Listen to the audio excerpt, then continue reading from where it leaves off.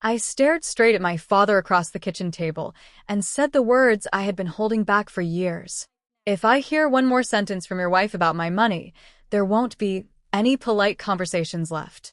I will personally explain to her exactly where she stands and why my money is not hers. The room went silent. The refrigerator hummed. My stepmother's coffee cup froze halfway to her lips. My father looked at me like he didn't recognize his own daughter anymore. That was the moment everything changed. I grew up believing that families broke loudly, shouting, slammed doors, screaming matches that neighbors whispered about. I didn't know they could also break, quietly, one polite smile at a time. One subtle comment slid under the table like a knife. My mother died when I was 15. Cancer.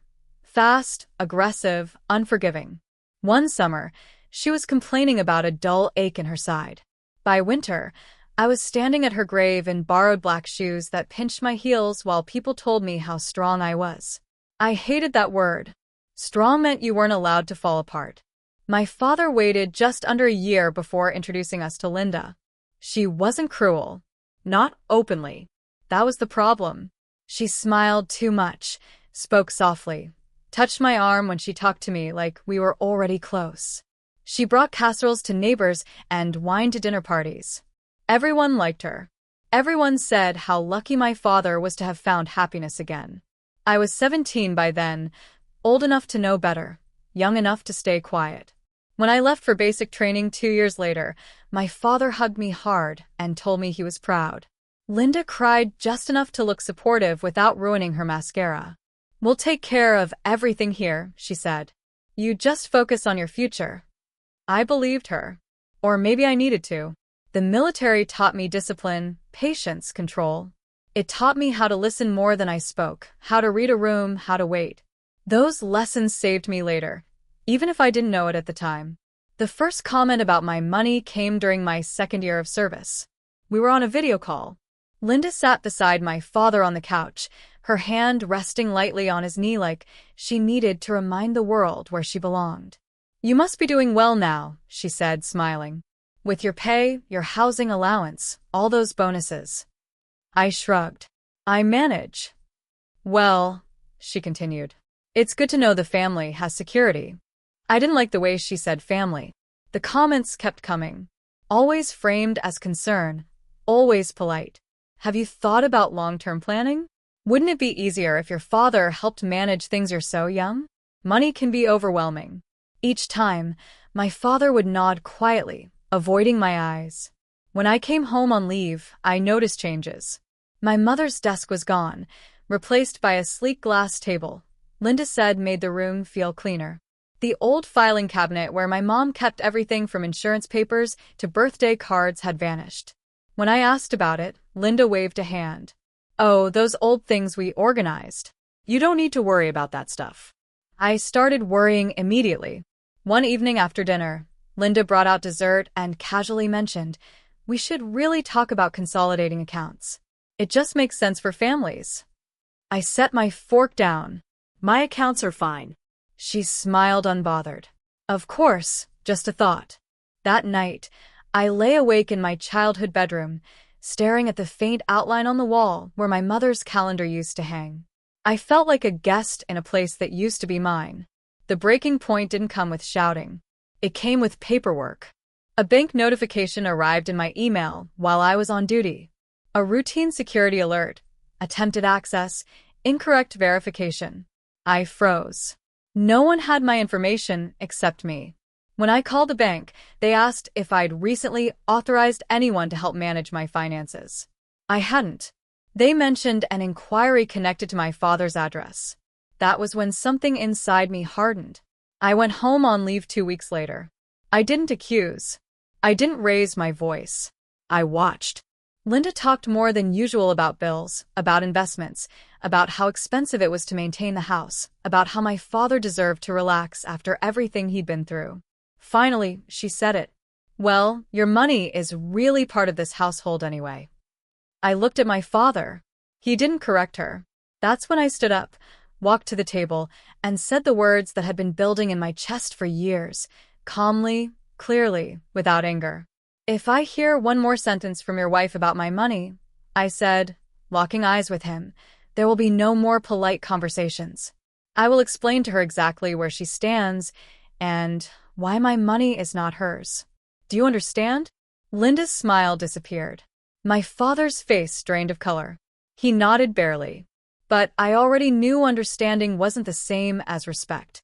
And respect was something I was done asking for. I didn't expect anything to change overnight after that warning. People like Linda didn't retreat because they were confronted. They adjusted. They smiled tighter. They waited for a better angle. For a few weeks, things were quiet. Too quiet. Linda stopped mentioning money directly. Instead, she leaned into stories, long meandering conversations about stress, about responsibility, about how hard it was to hold everything together while I was gone. She never asked for anything outright. She didn't have to. She let the implication hang in the air like humidity before a storm. My father, meanwhile, grew smaller.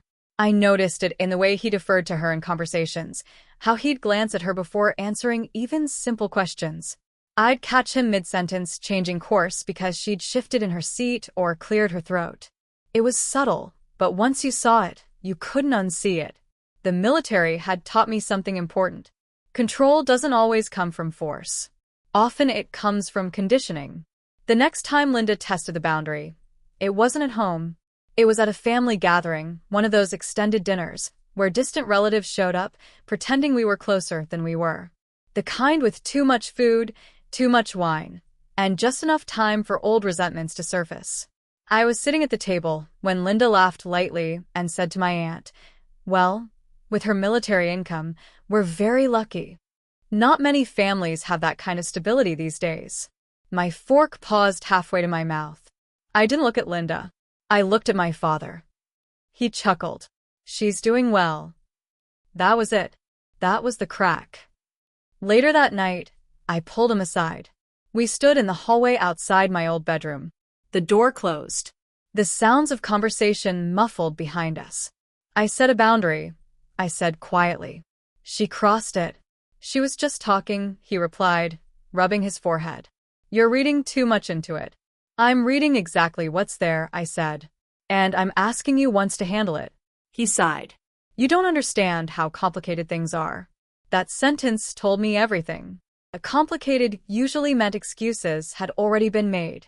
A few days later, another alert came in from the bank. This one wasn't an access attempt. It was a request for information beneficiary related. Someone had inquired about procedures for adding an authorized user. I didn't confront them. I documented everything. Dates, times, statements, comments, emails, screenshots. I had learned long ago that emotions faded. Records didn't. Linda grew bolder after that, mistaking my silence for surrender. She started framing her comments as jokes. "Careful," she'd say with a laugh, or "she'll cut us off." People laughed. I didn't. One evening, she handed my father a stack of papers at the kitchen counter. "These are just estimates," she said sweetly. "I thought we could look at options together." I recognized the logo on the top page. My bank. That night, I didn't sleep. I lay in bed listening to the house breathe, the pipes knocking, the air conditioner clicking on and off. I stared at the ceiling and felt something settle into place inside me. Not anger, clarity. The next morning, I went for a run before dawn. Cold air burned my lungs, steady and grounding. With each step, I replayed everything I'd seen, everything I'd ignored because it was easier than confronting the truth. Linda didn't want help. She wanted control. And my father was letting her take it. When I returned, Linda was already dressed, sipping coffee at the counter. She smiled when she saw me like nothing was wrong. "Morning," she said. "Sleep well?" "Fine," I replied. She tilted her head. "You've been quiet lately." "I've been listening." Her smile flickered just for a second. That afternoon, I made my first call, not to my father, and not to Linda. I called the legal assistance office. I didn't tell them names at first. I laid out facts, hypothetical scenarios. The officer on the other end listened patiently, then asked a question that made my stomach tighten. "Did you authorize any of this?" "No." "Then you're right to be concerned." "Concerned?" "Not dramatic, not paranoid. validated. By the time I hung up, the shape of what I needed to do was becoming clear. I wasn't going to argue with Linda. I wasn't going to plead with my father. And I wasn't going to wait for another boundary to be crossed. I was going to prepare. That evening, Linda tried one last time, soft calculated. "You know," she said, placing a hand on my arm, "everything we do is for this family." I met her eyes. "My money isn't." Her hand dropped. She didn't say another word, but as I walked away, I could feel it. The shift. The realization that I wasn't just pushing back. I was no longer available to be managed. And that scared her more than anything I could have said. Because people like Linda didn't fear confrontation. They feared losing leverage.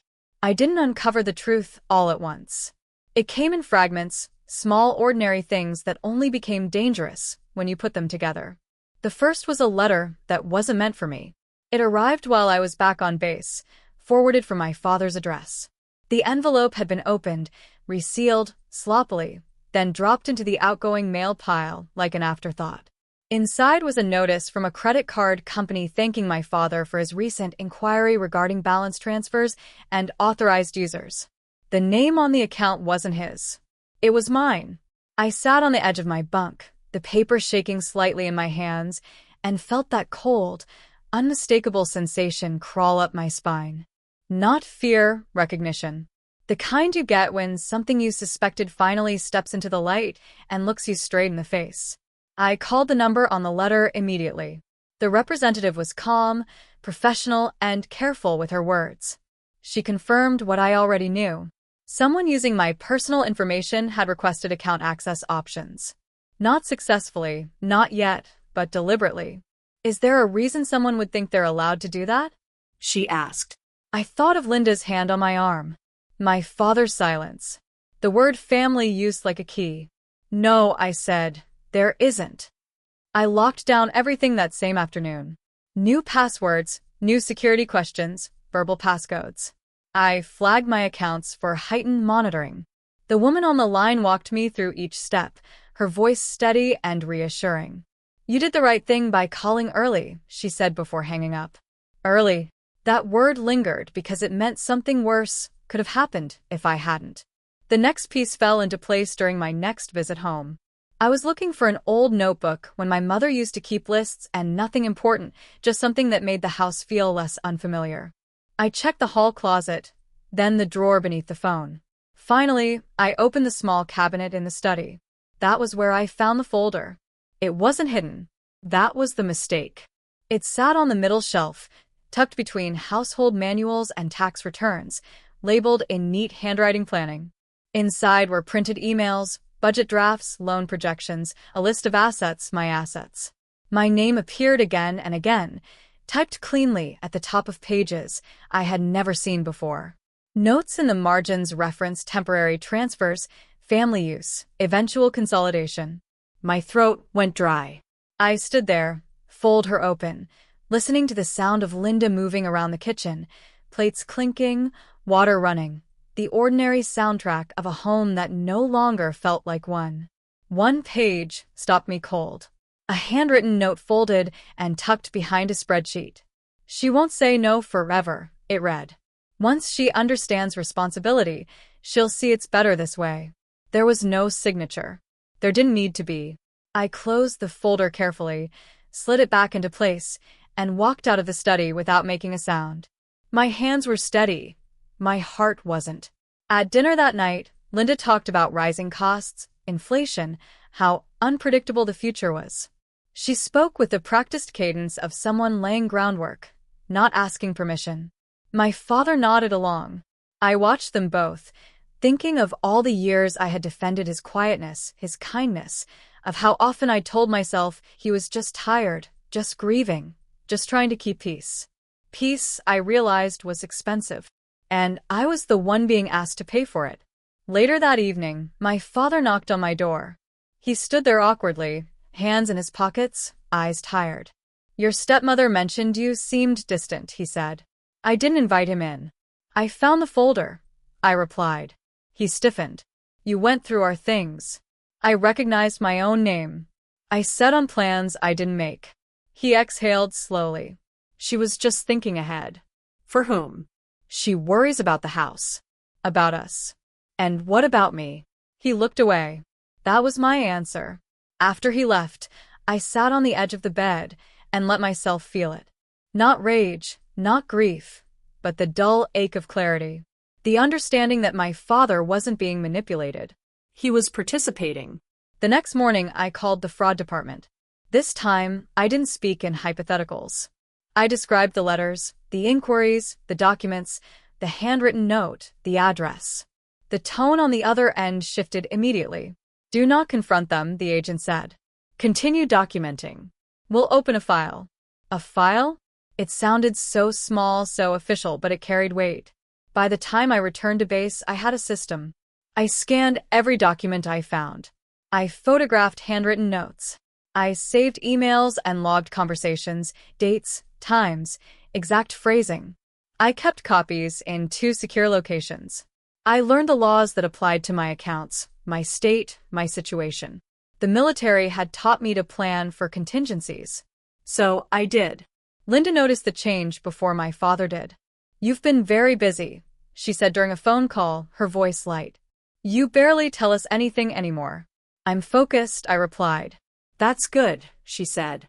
We all have to do our part. I almost laughed. Instead, I ended the call and added her words to my log. The final piece came unexpectedly. An email from a loan officer, mistakenly sent to me instead of my father.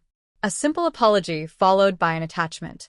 A draft application collateral listed expected future income. Mine. That was when I knew. This wasn't overreach. It wasn't misunderstanding. It was a strategy. And strategies could be dismantled. I didn't sleep much that night. I lay awake listening to the familiar sounds of the barracks, the rhythm of breathing around me, the hum of fluorescent lights. I thought about my mother, how careful she'd been, how she labeled everything, how she used to say that preparation was a form of love. I finally understood what she meant. By morning, the grief had sharpened into resolve. They thought my silence meant permission. They thought my distance meant ignorance. They were wrong. And soon, they were going to learn exactly how wrong. I didn't change my behavior right away.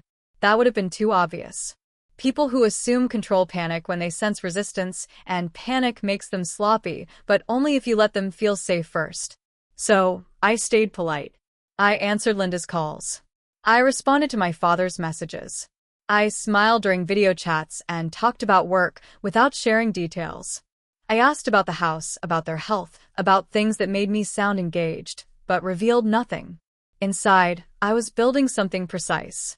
Every morning before duty, I reviewed my notes, dates, times, statements, the language Linda used when she thought she was being subtle. The moments my father deferred instead of intervening. I treated it the way I'd been trained to treat intelligence. Verify, corroborate, document. Emotion was useless here. Structure wasn't. I opened a new account at a different bank, one my family had never used. I redirected my deposits. I placed alerts on every existing account. I froze my credit. When the confirmation emails arrived, I archived them in a folder labeled Simply Evidence. I consulted legal assistance again, this time with specifics, names, documents, screenshots. The officer didn't interrupt. When I finished, he leaned back in his chair and folded his hands. This isn't a misunderstanding, he said calmly. This is attempted financial exploitation. Hearing it said out loud did something to me. It stripped the last layer of doubt. This wasn't family tension. It was misconduct. What are my options? I asked. He outlined them clearly. Civil remedies, protective measures, criminal escalation if necessary. He emphasized choice, control. You decide how far this goes, he said. That night, I called the bank again. Not the general line, but the fraud unit handling my case. I asked questions. I learned procedures. I learned timelines. I learned exactly what kind of documentation carried weight and what kind got ignored. Linda sent me a message while I was on the call. Just checking in. Your dad's been stressed. We're all worried about you. I saved it. The next step was the hardest. I had to let them think it was working. I mentioned casually that managing everything alone was tiring. I said I was overwhelmed. I let Linda hear uncertainty in my voice for the first time. She leaned in immediately. You don't have to do this by yourself, she said gently. Families share burdens. I know, I replied. I just don't know where to start. Her voice warmed. Your father can help. We both can. That was the moment I knew she believed she'd won. Over the next few weeks, she pushed carefully. A suggestion here, a form there, a comment about how much easier it would be if things were centralized. She framed it as support, but the paperwork told a different story. Each attempt went into my file. My father avoided my eyes whenever the topic came up. He never stopped her. That silence became its own record. I started rehearsing the conversation I knew was coming, not emotionally, but strategically. What I would say, what I wouldn't, where I would pause, where I would let silence do the work. I chose the setting deliberately. A family dinner, neutral ground, witnesses close enough to matter, but not enough to turn it into theater. I didn't want spectacle. I wanted clarity. When the evening arrived, Linda was radiant. She always was when she felt in control. She talked about the future, about stability, about how proud she was of our girl. Halfway through dessert, she brought it up. We've been thinking, she said, glancing at my father. Maybe it's time to formalize some things. I set my spoon down. What things? I asked. She smiled. Just safeguards in case anything happens. To whom? I asked. She hesitated just for a moment. To all of us. I nodded slowly. I've already safeguarded my accounts. Her smile faltered. Oh yes, I said, and I've spoken to my bank and legal assistants. The table went quiet. My father's face drained of color. Linda's eyes sharpened. Why would you do that? She asked, her tone light but strained. Because someone tried to access my finances without my authorization, I said evenly. She laughed softly. That sounds dramatic. It's documented, I replied. Silence. I warned you. I continued, turning to my father. I set a boundary. He swallowed. We were just trying to help. You were trying to decide for me, I said. There's a difference. Linda leaned back in her chair, her expression cooling. You're overreacting. No, I said, I'm prepared. I didn't raise my voice. I didn't accuse. I didn't threaten. I simply let them understand that the version of me who stayed quiet was gone. After dinner, Linda tried to corner me in the kitchen. You're making this into something ugly, she said sharply. It already was, I replied. I just stopped pretending it wasn't. She stared at me, calculating. You think you have power here? I know I do, I said. That was the first time she looked afraid, because she understood then what my father hadn't, that I wasn't bluffing and I wasn't emotional. I was methodical, and methodical people don't stop once they start. The dinner was Linda's idea. She framed it as a gesture of reconciliation, which should have been my first clue. People who wrong you don't usually seek peace unless they're trying to regain ground. She suggested inviting extended family and aunt. I barely spoke to a cousin who always asked invasive questions, a few family friends who remembered me as a quiet kid and still spoke to me like one. It'll be nice, Linda said on the phone. A chance to reconnect. We're all under so much stress lately. Stress, another word she used when she meant leverage. I agreed immediately. That surprised her. I could hear it in the pause before she responded, the moment she recalibrated. Good, she said. I'll make your favorite. I didn't correct her. She never remembered what that was. The evening arrived crisp and cool, the kind of fall night that made the house smell like roasted vegetables and cinnamon. Linda had set the table carefully, candles spaced, just so her good china laid out like a stage. She wore a cream-colored sweater that made her look soft and approachable. My father hovered near the sink, drying the same glass over and over. The guests arrived in clusters, coats and chatter filling the hallway. Hugs were exchanged, compliments offered. Someone mentioned how proud they were of me serving my country. Linda took that opening. She's doing very well, she said brightly. We're so grateful. Not many families have that kind of security. There it was again. I caught my father's eye. He looked away. Dinner unfolded slowly. Stories, laughter, the clink of silverware. Linda steered conversations effortlessly, always circling back to responsibility, to planning, to how important it was to think ahead. I waited. It came during dessert. So my aunt said, smiling at me, "Do you plan to stay in the military long term?" "Maybe," I replied. "I like what I do." Linda nodded. "And with that kind of income, she'll have so many options." I set my fork down. "What kind of options?" I asked. She blinked. "Well, investing, helping family, making sure everyone's taken care of." The table grew quiet, not tense, curious. I reached into my bag and placed a slim envelope on the table between us. Linda's eyes dropped to it immediately. "What's that?" she asked. "A summary," I said, "of recent activity connected to my finances." My father stiffened. Linda laughed lightly. "Is this really the time?" "I think it's the perfect time," I replied. I didn't open the envelope. I didn't slide papers across the table. I let it sit there, closed, its presence heavier than anything inside it. "I've been contacted by my bank," I continued calmly. "There have been multiple attempts to access my accounts, requests for information, draft applications, none of them authorized." The room went very still. My aunt looked between us, uncertain. Someone cleared their throat. "That sounds like a mistake," Linda said quickly. "Banks get things wrong all the time." "Not like this," I said. "Not repeatedly." My father finally spoke. "We can talk about this later." "I'm comfortable talking about it now," I said, "since it's already been discussed publicly." Linda's jaw tightened. "I've opened a file," I continued, "with the fraud department, and I've consulted legal assistance." There it was, the shift, the moment when the air changed. Linda's hand trembled as she reached for her water glass. She took a sip, then another, her smile now rigid. "This is unnecessary," she said. "We're family." "That's exactly why it matters," I replied. No one spoke. The candles flickered. I turned to my father. "I warned you." I set a boundary. It was crossed.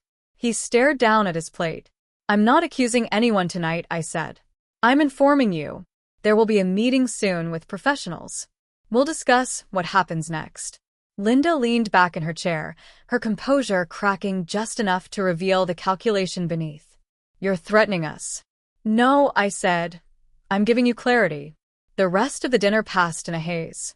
Conversations restarted, forced and awkward. People avoided my eyes. When guests finally began to leave, Linda hugged them tightly, her smile never wavering. To anyone watching, it looked like a successful evening. After the last car pulled away, Linda turned on me. "You humiliated me," she hissed.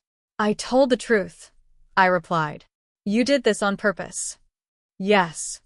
My father stood between us, his shoulders slumped. "Can we just calm down?" "I am calm," I said. "That's the point." Linda laughed, sharp and brittle. "You think you've won something?" "I think you understand now," I said. "And that's enough for tonight." She stared at the envelope still sitting on the table. "What's in it?" "You'll see," I said at the meeting. She opened her mouth to argue, then closed it again. For the first time since I'd known her, she looked uncertain. That night, I slept better than I had in months. Because the thing about leverage is this. Once it's exposed, it stops working. And Linda knew it. The meeting was scheduled for 9 o'clock on a Tuesday. Not at the house, not at a cafe. Neutral ground and office with glass walls and neutral art. The kind of place designed to keep emotions from staining the furniture. I chose it deliberately. Emotions blur edges. Paper sharpens them. My father arrived first. He looked older than he had a week earlier. His shoulders were hunched. His tie knotted too tightly, as if he'd pulled it that way to remind himself he was still in control of something. He nodded at me when I entered, the gesture, stiff and uncertain. Linda arrived exactly 3 minutes late. She wore a dark blazer and heels that clicked sharply against the floor each step, announcing her presence like she still believed this was a stage she could command. She smiled at the receptionist, at the framed certificates on the wall, at everyone except me. We sat. The mediator introduced herself, then the attorney I'd retained, quiet, precise, a woman who spoke only when necessary. I noticed Linda watching her hands instead of her face. That told me something. Let's begin, the mediator said. I didn't speak first. Linda did. This is all very dramatic, she said lightly. We're here because of a misunderstanding. My attorney slid a folder across the table. It's documented, she said. Linda's smile tightened. The mediator cleared her throat. Perhaps we should start with the facts. So, we did. Timeline, dates, attempted access, unauthorized inquiries, draft applications, the handwritten note, the collateral listing expected future income line. Each item was presented calmly, methodically, no accusations, no raised voices. Just facts. My father stared straight ahead, his jaw clenched. Linda shifted in her chair, crossing and uncrossing her legs. This doesn't prove intent, she said. People plan, families plan for other people's money, my attorney asked. Silence. The mediator turned to me. What outcome are you seeking? I took a breath. I had rehearsed this, not the words, but the steadiness. First, I said a formal acknowledgement that my finances are mine alone. No shared access, no inquiries, no future planning without my written consent. Linda opened her mouth, closed it. Second, I continued a signed statement confirming that any prior attempts to access or leverage my accounts were unauthorized. My father flinched. Third, I said a commitment that my name, income, and expected future earnings will not be used in any financial discussions, applications, or representations going forward. Linda leaned forward. And if we don't agree? I met her eyes. Then the fraud file moves forward. The room went very quiet. My father finally spoke. You do that to us. I looked at him. I already did it to protect myself. He rubbed his face with both hands. We were just trying to make things easier. For whom I asked. He didn't answer. The mediator interjected gently. There are alternatives to escalation, settlement boundaries. That's what I'm offering, I said. Linda laughed softly.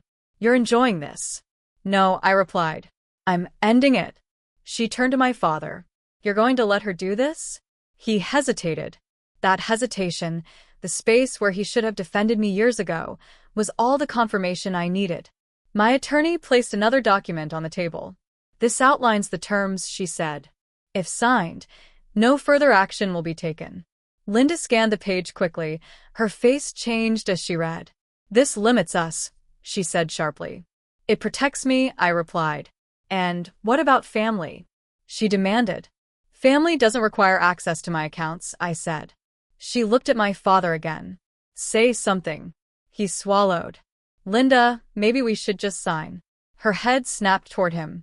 After everything I've done for you. The mediator raised a hand. Let's keep this productive.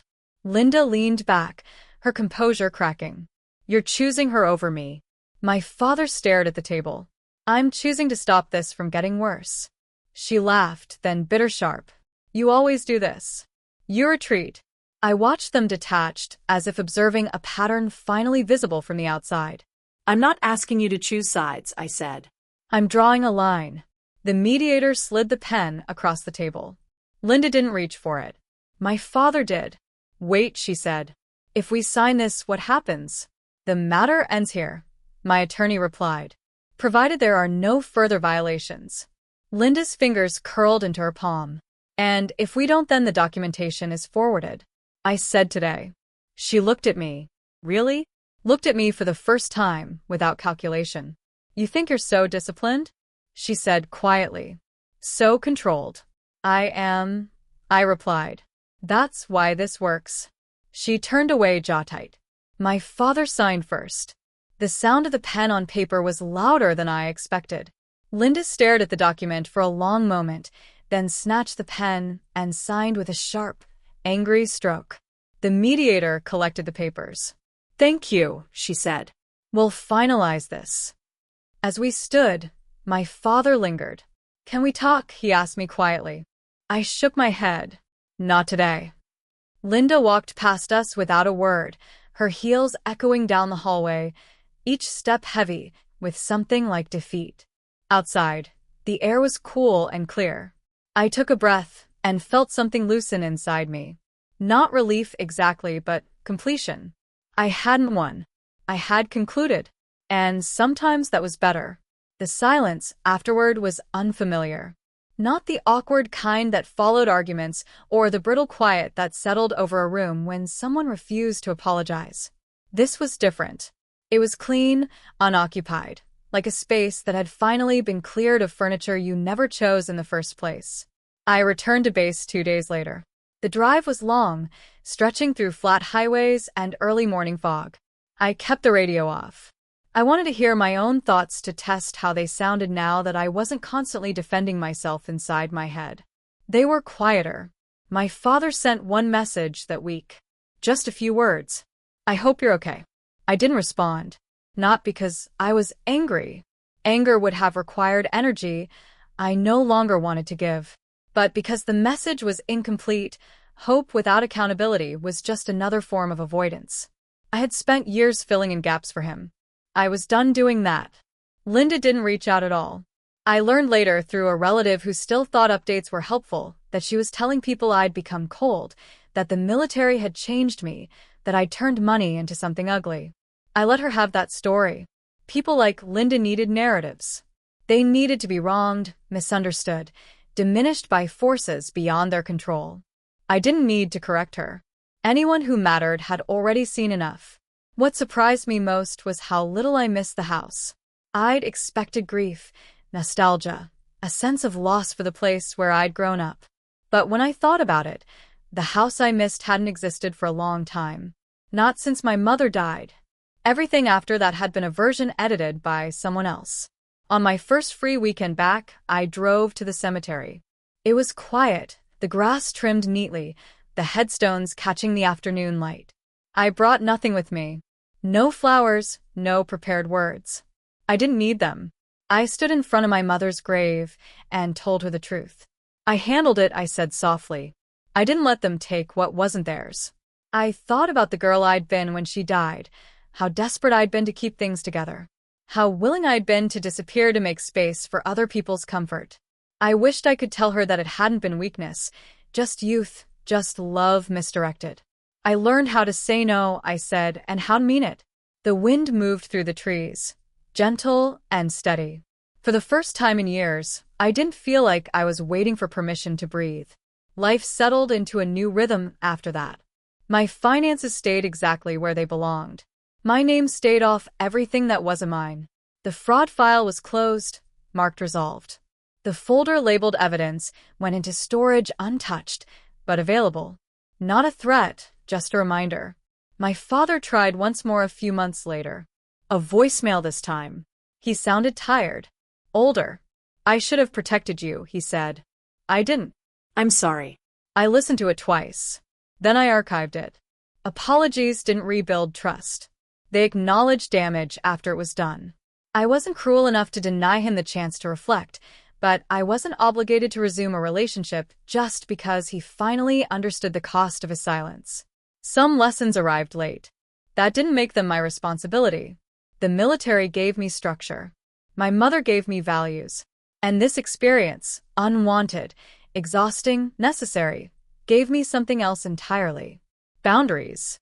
Not walls, not punishments. Just clear lines drawn with intention. I didn't walk away with satisfaction. There was no victory lap, no dramatic sense of triumph. What I gained was quieter than that. I gained ownership of my life. I gained the understanding that respect didn't require permission and that being difficult was sometimes just another word for being unwilling to be used. Most of all, I learned that family wasn't defined by access. It was defined by care. And care. Real care never needed to be extracted. If this story resonated with you, if you've ever had to draw a line where one didn't exist before, I'd love to hear from you. Leave a comment and tell me where you're watching from or what part of this story stayed with you. We share stories like this every day. Stories about boundaries, resilience, and finding your footing again. If you don't want to miss the next one, subscribe and stay with us. Let's keep walking this path together.